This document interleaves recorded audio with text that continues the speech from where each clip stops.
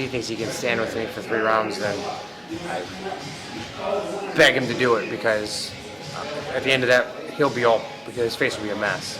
Get ready for Bellator 148, coming Friday at the Mart Center. 4 featured bouts, preceded by 10 preliminary fights.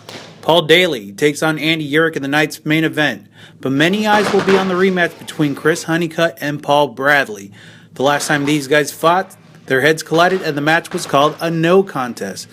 Honeycutt, who lives in Fresno and never has lost since turning pro, feels he has some unfinished business. I haven't really seen any other fight go to a no contest, so I wasn't quite sure at the moment what that is. That a tie? Once I found out, I was disappointed. When you don't get the victory, you feel like you lost. Another featured bout pits Rafael Butler versus Tony Johnson in an MMA heavyweight matchup, and Ryan Couture gets in the cage with Patricky Pitbull. And whenever Ryan Couture fights these days, his father, UFC legendary fighter Randy Couture, is nearby.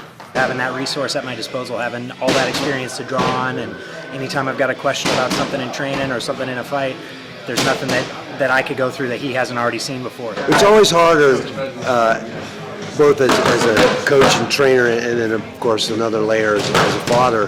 You're on the outside, you see things, and want things to happen in the cage that you don't have control over. But I don't really get nervous. Among the preliminary fights, does Palos native Arcienega fights Justin Smitley in a featherweight fight.